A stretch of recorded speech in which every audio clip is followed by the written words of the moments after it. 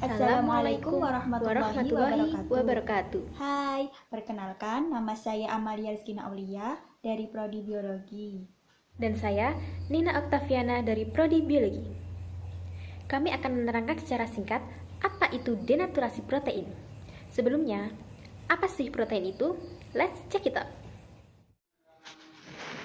Jadi, protein itu adalah suatu senyawa polimer organik yang berasal dari monomer asam amino yang memiliki ikatan peptida. Protein ini merupakan polipeptida hasil kondensasi dari dua molekul asam alfa amino yang mengandung gugus amino dan karboksil. Struktur protein sendiri dibagi menjadi 4. Yang pertama, struktur primer, struktur sekunder, struktur tersier, dan struktur kuaterner. Setelah kita mengetahui apa itu protein, sekarang kita akan membahas mengenai apa itu denaturasi protein. Denaturasi dapat diartikan sebagai perubahan atau modifikasi pada struktur sekunder, tersier, dan kuaterner protein tanpa menyebabkan terjadinya pemecahan ikatan kovalen.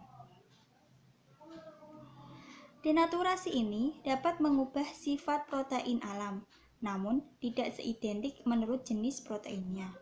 Misalnya, aktivitasnya sebagai enzim atau hormon berkurang, kelarutannya dalam asam atau garam menurun, dan stabilitasnya menurun, sehingga akan membentuk gumpalan atau endapan. Selanjutnya, bagaimana sih ciri protein yang terdenaturasi itu? Ciri protein yang terdenaturasi bisa dilihat dari berbagai hal. Salah satunya adalah dari perubahan fisiknya. Biasanya itu berupa pembukaan lipatan pada bagian-bagian tertentu. Selain itu, protein yang terdenaturasi akan berkurang kelarutannya. Pada saat terjadi proses denaturasi, struktur protein akan mengalami perubahan. Dalam hal ini, struktur yang berubah adalah struktur sekunder, tersier, dan kuaterner karena ketiga struktur tersebut memiliki susunan 3 dimensi dari rantai polipeptida. Jadi, ketika terjadi proses denaturasi, struktur 3 dimensi tersebut akan terganggu dan molekulnya akan terurai menjadi struktur acak tanpa menyebabkan perubahan atau kerusakan pada ikatan kovalen. Kemudian, apa sih faktor-faktor yang mempengaruhi denaturasi protein itu?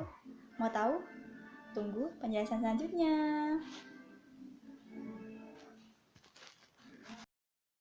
Nah, denaturasi protein dipengaruhi oleh dua faktor. Yang pertama, faktor fisik, dan kedua, faktor kimiawi.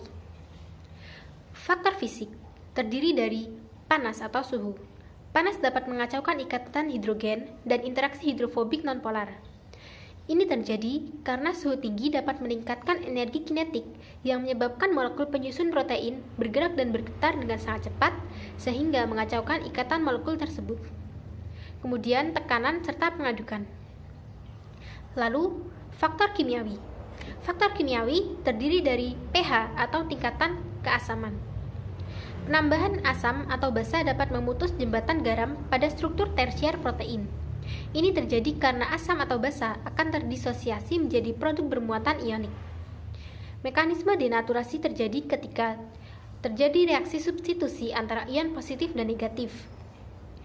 Ion positif dan negatif pada garam dapat berganti pasangan dengan ion positif dan negatif dari asam atau basa, sehingga jembatan garam pada protein jadi kacau. Lalu pelarutan organik seperti aseton dan alkohol dapat memutus ikatan hidrogen intramolekul pada rantai samping protein. Kemudian senyawa organik seperti urea atau NH22CO dan garam dapat memecah ikatan hidrogen yang menyebabkan denaturasi protein karena dapat memecah interaksi hidrofobik dan meningkatkan daya larut gugus hidrofobik dalam air. Lalu deterjen dapat menyebabkan denaturasi karena senyawa pada deterjen dapat membentuk jembatan antara gugus hidrofobik dengan hidrofilik sehingga terjadi denaturasi. Kemudian garam seperti Ag2+, Hg2+, Pb2+, Ti, Cd2+.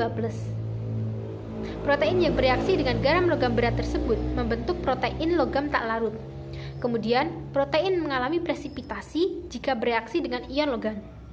Garam logam berat juga merusak ikatan disulfida karena afinitasnya yang tinggi sehingga mengakibatkan denaturasi protein. Lalu, mengapa denaturasi protein bisa terjadi? Protein dapat membentuk struktur-struktur ion serta memiliki titik isoelektrik di mana jumlah ion positif serta ion negatif itu sama. Pada saat isoelektrik tersebut, denaturasi terjadi ditandai dengan terbentuknya gumpalan. Selain itu, denaturasi protein juga terjadi apabila susunan ruang atau rantai polipeptida molekul protein berubah. Jika ikatan yang membentuk konfigurasi molekul rusak, maka molekul akan mengembang. Kemudian, kita sebenarnya sering menemui denaturasi protein dalam kehidupan sehari-hari. Contohnya yaitu denaturasi protein pada susu. Susu mempunyai dua protein utama, yaitu kasein serta whey. Kasein sangat stabil saat pemanasan, sementara whey tidak stabil. Maka dari itu, saat terjadi pasteurisasi, protein pada whey akan terdenaturasi. Kemudian, denaturasi protein pada daging. Proses pemanasan mengakibatkan protein pada daging terdenaturasi, sehingga daging menjadi kering, kekurangan air, serta kenyal.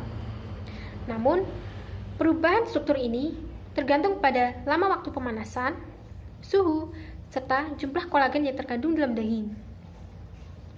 Proses pemanasan yang lama hingga mencapai suhu yang melebihi penyusutan kolagen mengakibatkan daging menjadi empuk. Ini disebabkan karena kolagen diubah menjadi gelatin. Lalu, denaturasi protein pada telur. Pemanasan telur pada suhu 60 derajat Celcius sampai 70 derajat Celcius mengakibatkan albumin membuka lipatannya sehingga menghasilkan endapan berupa zat padat putih telur. Kemudian, denaturasi protein pada rambut. Protein pada rambut terdiri atas unsur sistin, yaitu senyawa asam amino yang mempunyai unsur sulfida dalam jumlah persentase yang tinggi.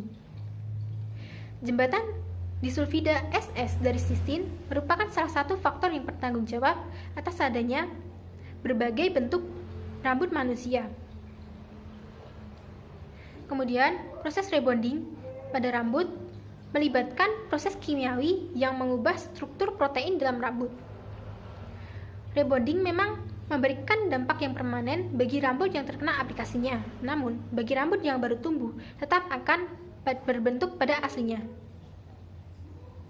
Jadi, saat rebonding mengakibatkan putusnya ikatan-ikatan protein. Salah satunya yaitu ikatan hidrogen yang mengakibatkan rambut berubah bentuk. Sekian dari kami tentang denaturasi protein. Mohon maaf jika terdapat banyak kesalahan. Wassalamualaikum warahmatullahi wabarakatuh.